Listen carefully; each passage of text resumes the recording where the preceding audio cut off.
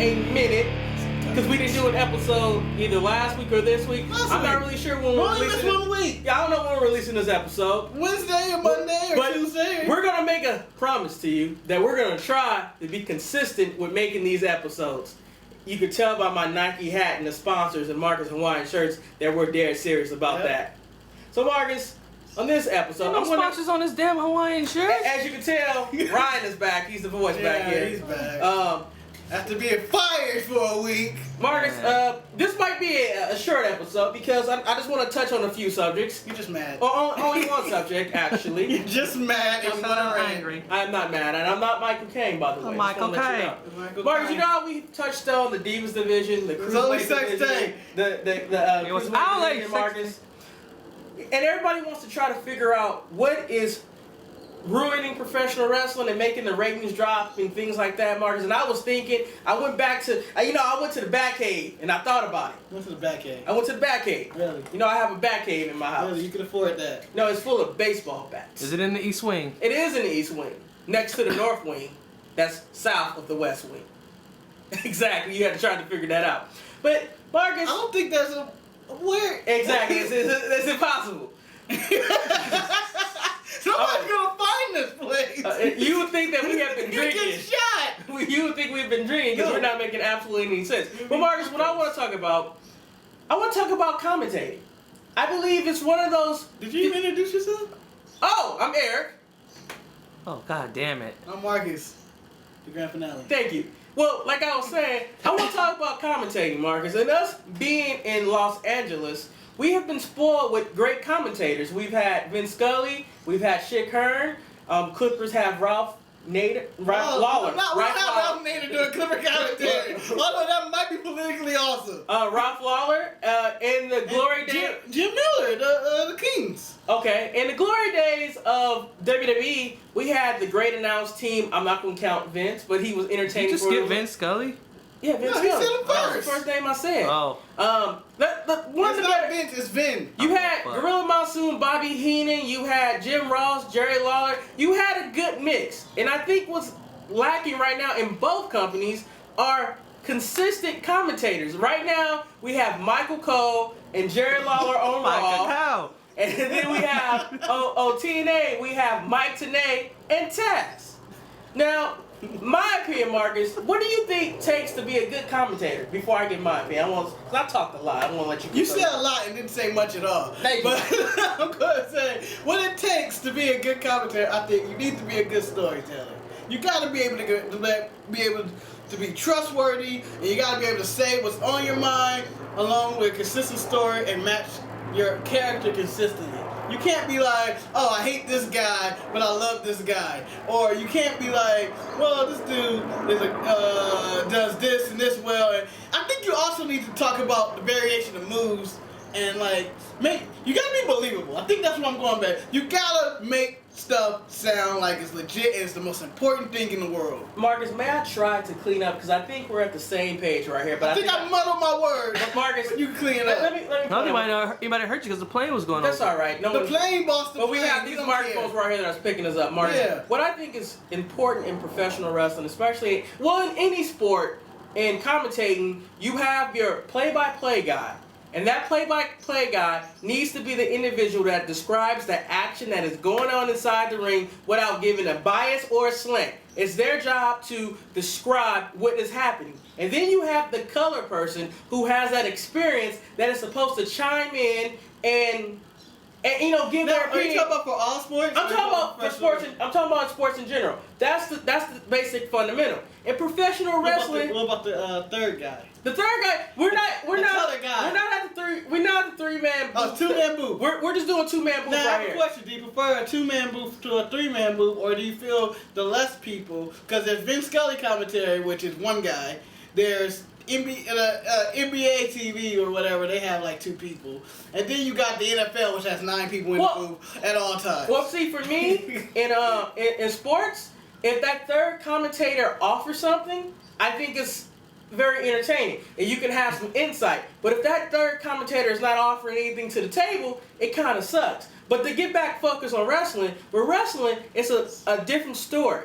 Because the play-by-play guy also has to be able to tell the story. This is where JR was excellent at it. He was able to call the matches, call the moves, but also get his point across of the storylines without having his bias. Mike Tenay, he can't tell a story to get himself out of a paper bag, and Michael Cole...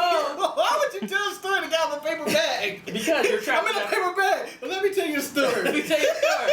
You know, Promise to let me go if I tell you a story. I Yeah, tell you but- one story. No, to what get I'm me out of a paper bag. but what I'm saying, Michael Cole is so... Indulge me. He's so trying to get over as a character that he would make a better color individual than Jerry Lawler Yeah, is. Michael Cole has turned it down like these past 6 No, months. he has No, turned but it no, he down. still does it though. But he's not... He still does it. He's the not- entire time on SmackDown this week, and I'm jumping ahead, and he's criticizing Who Booker was T. it on SmackDown? That was Josh Matthews. He was on. Michael Cole is always on SmackDown. I'm pretty sure that was Josh Matthews. What you talking? Was it? I haven't seen Ryan, commentary. Michael Cole and Josh Matthews. I don't know. I don't pay attention. He's bashing. He continues to, for most of the show, to bash Booker Yeah, T. it was Michael as Cole. him What am I running talking the about? show. Yes, and I don't need the play-by-play guy to bash. He needs to be the storyteller. He needs to, he needs to be the person. Let's say we're doing a relay race. He needs to be the guy that sets a good mark for the anchor to come in and finish. And then the color guy, he needs to be the guy that puts the slant. If it's a heel color guy, he needs to cheer for the bad guys. If it's a face, he needs to go there. But that play-by-play guy needs to be focused on getting the story across. So you're saying the play-by-play guy? Well, I think we interpret the same thing. The play-by-play. The play-by-play guy needs to be trustworthy and honest. Exactly. And he needs to be the stand-up guy. He can't be Rush Limbaugh. He can't. No, he can't. He can't be an asshole. You can't be that jerk that hates wrestlers and stuff. You need to call it down the middle. If a good guy does something bad, you call him out on it. If a bad guy does something good, you do it. But you're down the middle. Now your color guy, that's the guy that gets to be animated and do stuff. But it can't be like Taz. It can't be. Taz ain't even animated. That is wrong. I mean, Taz is just like these one-liners that are corny. I want to put a picture of Taz and put it like bad. Oh, hit him with a chin over there. No, Oh, what's going on? No, Oh. in a perfect world, I think professional wrestling, it really does need a three-man booth. You need to have the play-by-play guy. Then you need to have that wrestler who is somewhat biased towards the faces, and get the insight of what the face is thinking. And then you need to have the other commentator who's just totally evil. Just like when, you got 100%. Like, he doesn't recycle. He don't wear Like condoms. Jesse the Body Ventura. He was like, yeah. he was evil. Hogan, I kill you, Hogan. No, exactly, and because when I think back, you had Jesse the Body Ventura, then you had that middle, you had Gorilla, and then you had Vince doing play-by-play. You just have to have that balance. Here's the question though: can your color man be the individual? Let's say JBL on commentary, who became and eventually he was a heel, but he eventually became more of an impartial commentator, and he did a good job of playing the line of both, and he gave you that wrestling experience. see, the thing was- I don't think you need a 3-man booth into the booth on the table to But you have- the show. but you I have just to think have- that you need somebody with enough who can carry it with enough personality that knows what they're talking about. Yeah, Like Booker T really didn't know what he was talking about at the time. He was entertaining because he didn't make any sense, but he didn't know what he was talking about. Well, see, for me, the whole Booker T commentary, I felt that if it was just Josh Matthews and Booker T, it would have worked. I think throwing Michael Cole in that dynamic. Michael Cole. I know I can't say Michael Cole. Michael Cole, it's like Michael Cole. Ryan has said that he has toned it down a notch, but at the same time, it's still very abrasive, and it's like when the Miz comes out, I can understand him liking the Miz, but he's not calling the matches. He's not telling us what's going on. He's not incorporating. Like, I need to say that, oh yeah, he put this headlock on him, such and such, he did this last week. JR was the master at this. That's why JR may go down as the greatest wrestling play-by-play guy ever, because he was able to find a balance. Now, we never listened to Gordon Sully. Never who listened to is Gordon supposed to be the man of doing this and inspired a generation of commentators and whatnot. And I feel that The whole thing for a play-by-play, they need to just deliver the right story, and they need to be the one to sell you on the pay-per-views. Like, this is what I should get. They should be the one delivering that hard sell at the end to sell you on the pay-per-view for the next week and the coming week. And Marcus, it shouldn't be Michael Cole, because Michael Cole is evil he can't sell me on a pay-per-view. You're right, trying Marcus. to get my money. You're right, Marcus. The play-by-play guy not only needs to sell you for the upcoming product, he needs to sell you all the wrestlers that are in the ring. Like, although JR was, you could say that he was the good guy, but he always talked about the people's ability and their credibility, and even if they were a bad guy, he's one hell of an athlete, though. And now you may have bashed Mike today on Talking Tell a Story, but the man knows his wrestling. He's the great third guy that you go to the professor. He's the guy that knew lucha wrestling better than anybody, and he would talk about history and all that. He's the guy to chime in. But he's sandbagging.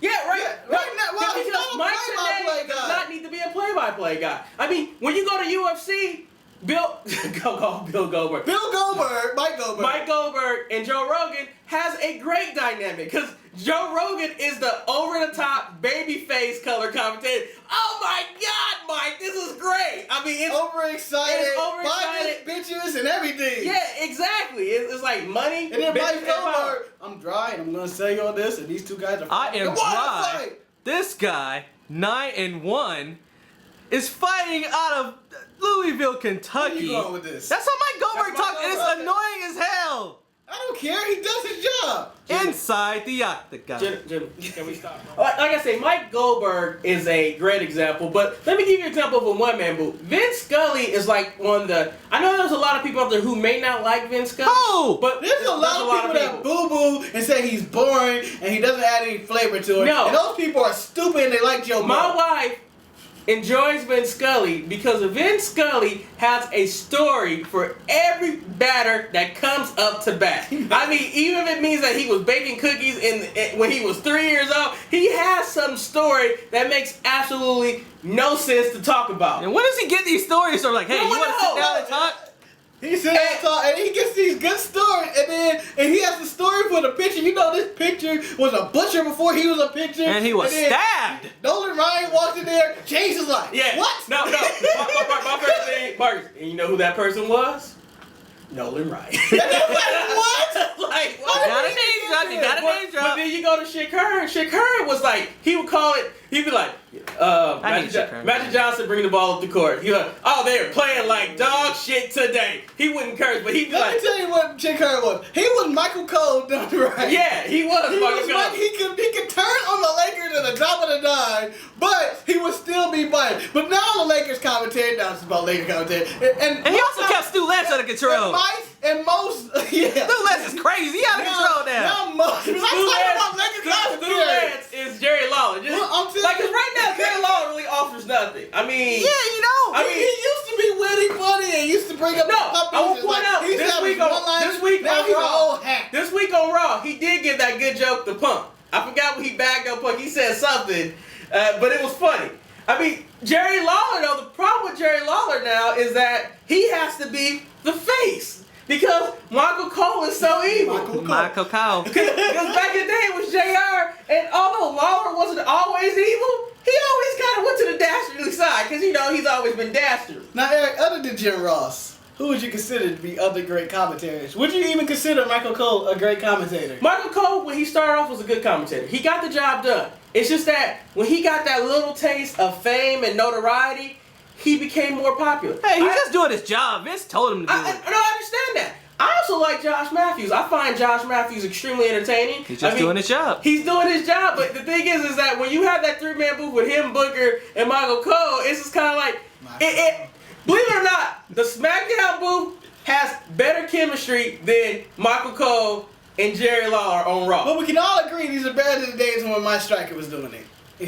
Matt Striker. Oh, this is. I want you at home. Twist your thumb around and pull your neck. And pull your ear and then turn it like that, and then tell your mom I told you to do it. It's Yeah. also better than the Mick Foley years too. Mick Foley wasn't that bad. He could have been worse. He was there for like 3 weeks. I mean, I believe that of the modern age. So who's the best of all? Who would you say would be the perfect commentator Of the modern time, one of other the than Jim Ross? The better match that has been the best as of right now was Michael Cole and JBL. That was a very good match on SmackDown. They got the job done. JBL provided the insight of what it's like to be a professional wrestler, but at the same time, he didn't let his dastardly ways go to the wayside.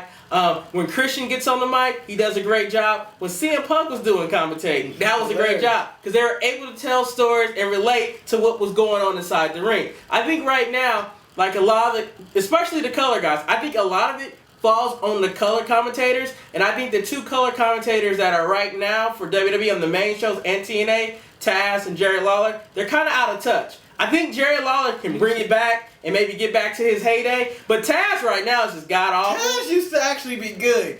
He used to. No, he wasn't. Taz was never good to me. Taz was always shit. When he was on Sunday Night Heat, He barely said anything. He was good. awesome. No, he was good. He kept his stuff to a minimum. He would talk about the move. He had edge, and he was a heel. Now it's all. I don't know what's going on. Well, to me, he sounds like he's doing a bad impersonation of Jerry Lawler back in the day. You know, like, Now- let the pigeons loose. Now on the flip side, there's another commentator that's an elephant in the room, and he's Don West. Don West, Mr. Excited. Will get up there and scream. Now, would you like your color band to be just the ultimate mark for the company? I believe that's a good. Marcus, I will point out. I like them. When TNA had Mike Tenay and Don West, I felt that it was a more genuine commentary. Don West knew the product, and He told him to shove the mic up his ass. well, that was hilarious. No, I mean, for me, really, what TNA needs to do, and I know they will never do this because they won't listen to me. They need to bring Jeremy Borash to it, because at least he knows the product.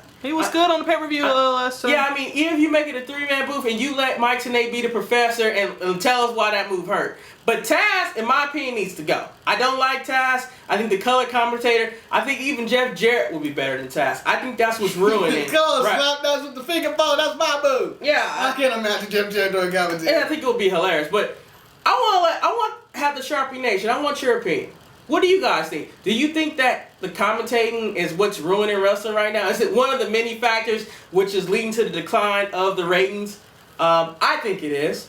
Please chime in. You know, post a comment on our YouTube page. I'm just getting all lost words. We haven't done this in a long time, Marcus. Yes. Or send us an email to the show at thesharpshooters@gmail.com. Don't forget to subscribe to our audio show that's released weekly. We actually get the audio show out all the time. We're very consistent with the audio show. It's been a long time since we missed the audio show. And not really. It was like a month ago. We were in Vegas and we were stuck. But No, I thought we did the audio show. no. Oh, we didn't? No. Oh, well. That was 2 months ago. No, yeah, that was probably 2 months ago. But anyway, we hope you guys enjoy these little video shows that we do. It is a labor of Promote the love. Twitter. Oh, don't forget about Twitter. Please follow Ryan on the Twitters. And the Bound for Something series. It's still going on. It's still going on. You can get stuff. And you're not getting extra points by saying F Ryan. But Just want to it point that out. doesn't hurt. I Although don't care. Marcus You do whatever likes you that. want. I don't know why, but I think it's quite immature. That's just my opinion. Get a laugh out of it. I mean, if you say F Ryan because you truly don't like Ryan, feel free. So, Mark, you trying to say if everybody ended their emails with F Grand Finale, you'll be happy? I would get a kick out of it. You get extra 2 points if you put Fuck Grand Finale at the end of all your messages. Or commented on the show. Anyway, I'm Eric. That's really mean. I'm Marcus the Grand Finale. And until next week, stay sharp.